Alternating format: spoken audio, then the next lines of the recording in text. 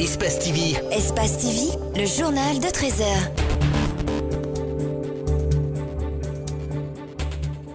Il est 13h à Conakry. Bonsoir et bienvenue dans cette édition dont voici le sommaire. Les enseignants assistants et chercheurs sont déterminés à aller jusqu'au bout de leur lutte. Ils apportent un démenti aux propos du recteur de l'université de Somfonia qui annonce la suspension de la grève et la reprise des cours. Mohamed Dina Bangoura, président du collectif, sera avec nous dans cette édition. Le harcèlement sexuel, une pratique qui se vit encore dans les établissements scolaires au Gabon. Certains enseignants l'utilisent comme moyen de pression. Celles qui refusent les relations sexuelles les subissent dans les résultats scolaires. Mesdames et messieurs, bonsoir et bienvenue dans cette édition d'information. Deux syndicalistes membres du SLEG viennent d'être suspendus par le ministre de la fonction publique pour abandon de poste. Cette décision fait suite au refus de Kadia Taba et d'Aboubakar Souma de rejoindre leur poste d'affectation respectivement à Dalaba et à Dinguiraye. Ces syndicalistes accusent le gouvernement de vouloir les éloigner de Conakry. Mariam Fodé Camara, Salifou Lifo Sissi. Kadia Taba et Aboubakar Souma sont membres du syndicat libre des enseignants-chercheurs de Guinée-SLEG. Le 17 août 2017, ils ont été nommés directeurs préfectoraux de l'éducation à Dinguiraye et à Dalaba. Mais depuis lors, ils refusent de se rendre dans ces villes pour prendre fonction, pour la simple raison qu'ils n'ont pas été consultés. Devant cet état de fait, le ministre de la fonction publique et de la réforme administrative a pris la décision de les suspendre pour abandon de poste. Par rapport à la sanction, une fois de plus, cela confirme que nos ministres ne respectent pas les conventions de notre pays, les lois de notre pays, puisqu'ils ne peuvent pas nommer un syndicaliste sans le consulter et prendre encore des décisions contre celui-ci. Cette décision précise que les concernés ne bénéficieront que de la moitié de leur salaire et de la totalité de leur allocation familiale durant la période de suspension. Pour le secrétaire général adjoint du SLEG, la décision est nulle et sans effet. Non, nous sommes des syndicalistes. Ça n'a aucun effet sur notre position syndicale. Parce que c'est des postes électifs. Nous avons été élus par les anciens. Il demande à ses pairs d'être solidaires pour mener à bien le combat, celui de défendre les travailleurs. D'abord, inviter tous les enseignants à comprendre que notre combat pour l'amélioration de notre condition de vie et de travail, il faudrait que nous soyons unis.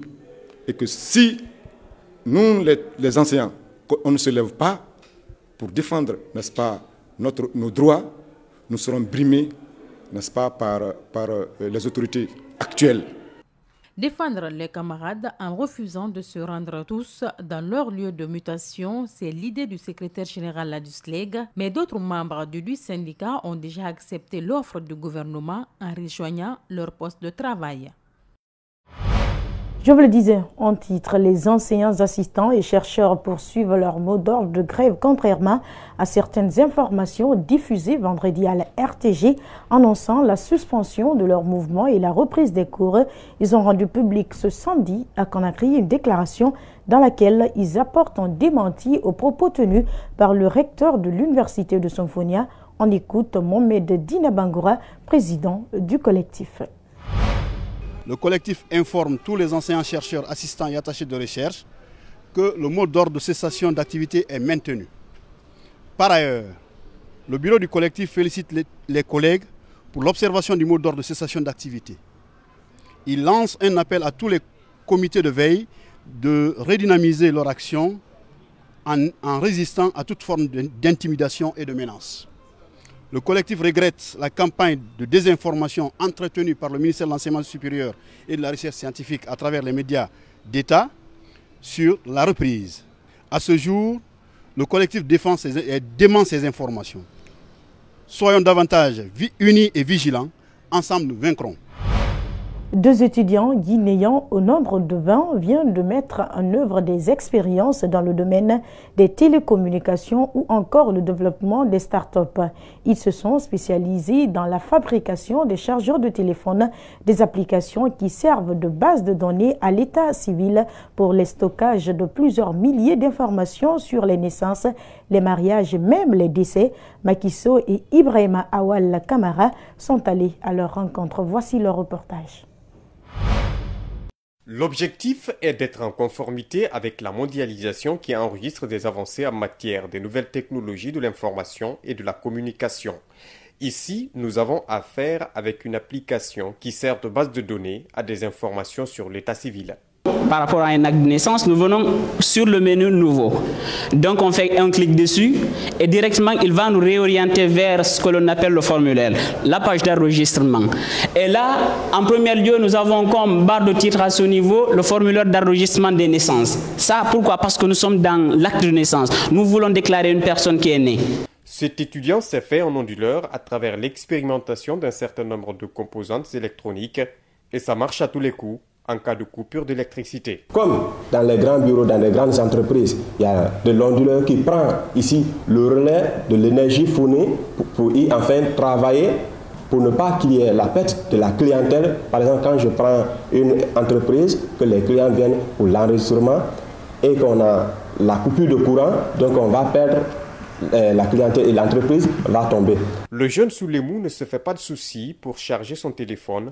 Avec un système de branchement artisanal, il peut charger plusieurs types de téléphones. Sa source d'énergie fonctionne sur un courant, n'est-ce pas, de 5,5 volts. Et à ma gauche ici, nous avons, n'est-ce pas, une alimentation double à défaut d'une pile telle que cette pile que nous voyons dans ma main. À défaut de ça, nous pouvons utiliser, n'est-ce pas, cette alimentation double qui peut, n'est-ce pas, donner un courant de 5,5 volts pour, n'est-ce pas, ravitailler le téléphone en charge. Ils font confiance en leur travail et promettent d'aller plus loin si toutefois les moyens sont disponibles, dans le montage même des drones qui servent à plusieurs autres utilités. Autre temps fort de cette édition d'information, le député de l'Elouma réagit aux violences de Beila qui a fait plusieurs blessés, une dizaine de cases brûlées et des arrestations. Les populations de la zone réclament des services sociaux de base comme la desserte de l'eau potable, du courant, des médecins et surtout la réfection de plusieurs routes menant la préfecture. Cette situation que déplore le député de l'Elouma qui exprime sa déception et lance un appel au gouvernement. Alcini Bari, Aboubakar Din Kamara. La préfecture de Beila enregistre des remous sociaux. En cause, le déficit d'enseignants, le manque criard de médecins, l'électrification de la ville y compris. Cette réclamation est en passe de prendre des proportions inquiétantes. Les forces de l'ordre sont les mises en cause, des dérapages enregistrés, des dizaines de cases brûlées, des arrestations et plusieurs blessés sont comptabilisés. Une situation qui était pourtant prévisible. Que si Beila manifeste aujourd'hui pour réclamer des enseignants, du côté de Kerouane, on manifeste pour réclamer des routes. Moi, je dis ici, c'est eux qui sont en train de manifester. Nous, peut-être qu'on n'est même pas à ce stade-là. Parce que c'est quand tu attends quelque chose que tu manifestes. Le budget de l'État est utilisé à mauvais escient, suivi d'une dilapidation des fonds de l'État sous l'auspice du gouvernement. C'est par ces mots que le député de l'Elouma dénonce la gouvernance actuelle. Selon lui, tous ces facteurs sont à la base de ce soulèvement. Quand vous voyez comment le budget est alloué, il n'est pas du tout équitable. Ce qui va dans une région ne va pas dans l'autre. Ça, nous l'avons tout le temps dénoncé ici. Mais au moins, ce qui avait été alloué, si cela était exécuté, ça allait être une bonne chose. Mais on alloue un budget, tu viens pour contrôler, tu trouves qu'il n'y a absolument rien. Le député sollicite une enquête parlementaire et une implication imminente du gouvernement de manière à ce qu'une solution durable soit trouvée pour ramener la quiétude à Beila. Dans une situation pareille comme ça, il serait important que l'Assemblée nationale mette en place des commissions d'enquête parlementaire. Et les personnes incriminées par rapport à tel ou tel problème, normalement, doivent répondre devant la loi.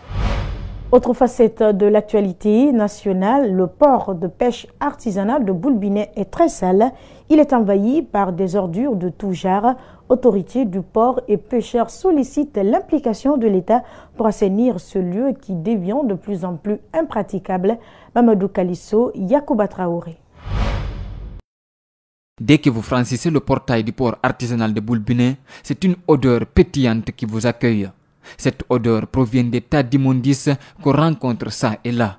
Vraiment, nous sommes trop emmerdés par cette insalubrité parce que l'odeur est suffocante, nous avons même désagréable. Vraiment, on ne peut pas vivre dans cette insalubrité pendant que nous utilisons le poisson dans le port. Le poisson, c'est tout ce que la population guinéenne consomme. Ces ordures sont composées essentiellement de filets de pêche usés, des ordures ménagères et autres. Les responsables du port accusent des citoyens du quartier de jeter nuitamment des déchets dans le port. Les marieuses aussi y jettent leurs ordures. Et ce n'est pas tout. Il y a des caniveaux ici encore qui est fixé sur la mer. Quand la pluie tombe, il y a des gens qui versent des ordures et puis tout descend au bord de la mer. Donc ça nous fatigue. Le port ne dispose pas suffisamment de poubelles et cette insalubrité constitue une menace pour la santé des usagers et les consommateurs des poissons en général. C'est pourquoi les responsables du port interpellent l'État. Ces ordures nous fatiguent énormément. Nous prions l'État de nous aider à avoir un camion pour évacuer ces déchets. C'est ici toutes les communes s'approvisionnent en poissons. Ce port ne doit pas être sale. Le port artisanal de Boulbinet est très sale et mal entretenu. Si rien n'est fait, ces ordures risquent de provoquer des problèmes sanitaires à divers niveaux.